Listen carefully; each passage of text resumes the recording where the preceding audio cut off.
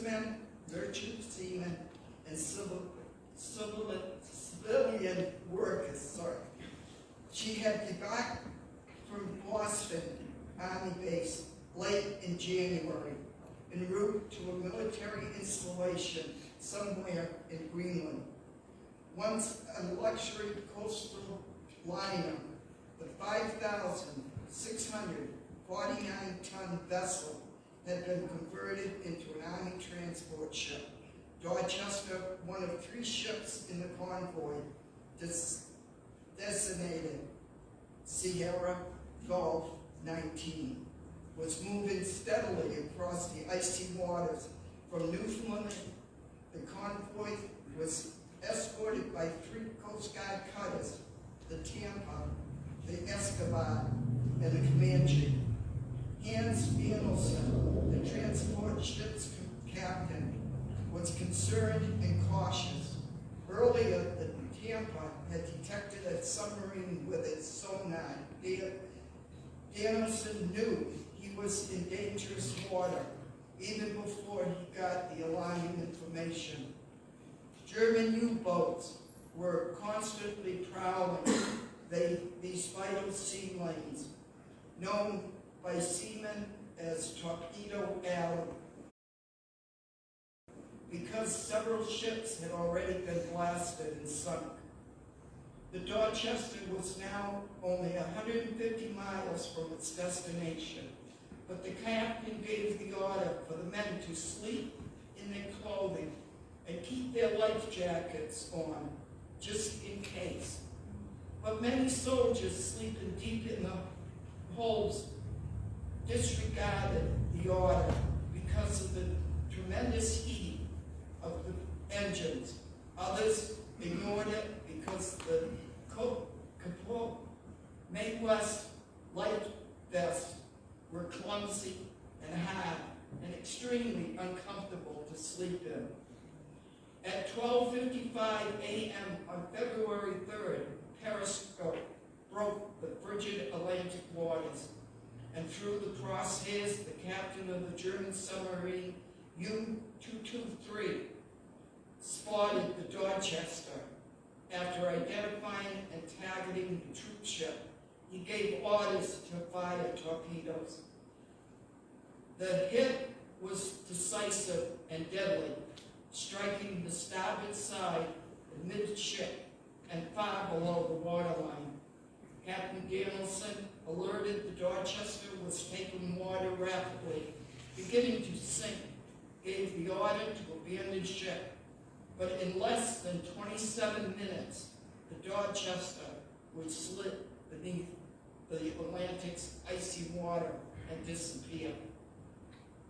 Tragically, the hit had knocked out all power and radio contact with the 3 escort ships.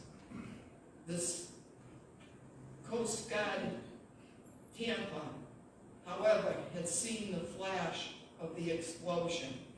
It immediately responded and rescued 97 survivors. The Escobar slowed down and circled around the Dorchester, rescuing another additional 132 survivors. The 3rd Coast Guard cutter, Comanche, continued on its mission, escorting the remaining 2 ships in the convoy. On board the Dorchester, panic and chaos had set in. The blast had killed scores of men, and many more were seriously wounded. Others, stunned by the explosion, were groping in the darkness and trying to find their way up and out. Those sleeping without outer clothing rushed topside, where they were comforted first by a blast of icy Arctic air, and then by the sudden knowledge that death waited for those who were unprepared. Men jumped from the sinking ship into lifeboats, overcrowding them to the point of capsizing. According to eyewitnesses, other rafts tossed over the rail and into the Atlantic drifted away before any soldiers could get into them. Those through sorry about that. According to these present who survived, 4 Army chaplains stood and brought hope through the despair and light through the darkness. Those chaplains were Lieutenant George L. Fox, a Methodist minister, Lieutenant Alexander D. Good, a Jewish rabbi, Lieutenant John P. Washington, a Roman Catholic, and Lieutenant Clark Pooling, a Dutch Reformed minister. Quickly and quietly, the 4 chaplains spread out among the dazed and panicked soldiers. They tried to calm the frightened, tend to the wounded, and guide the confused and disoriented towards safety. Witnesses on that terrible night remember hearing the 4 men of God offering prayers for the dying and encouragement for those who would live. One witness, a young Army private, found himself floating in oil-fouled water, surrounded by dead bodies and debris. He could hear men crying, pleading, and praying, and he could hear the chaplains preaching courage. Their voices, he said, were the only thing that kept me going. A young soldier tried to go back down and re-enter his cabin, but he was stopped by Rabbi Good. The sailor, concerned about the cold Arctic air, explained he had forgotten his gloves. "Never mind," Good told him. "I have 2 pair. Here you go." And the rabbi gave the soldier his own gloves. Much later, the soldier realized that the rabbi didn't have 2 pair, but had decided he was not going to leave the ship and would not need them.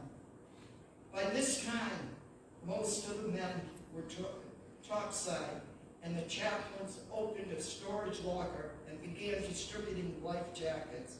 It was then that a ship engineer witnessed what to him was an astonishing sight.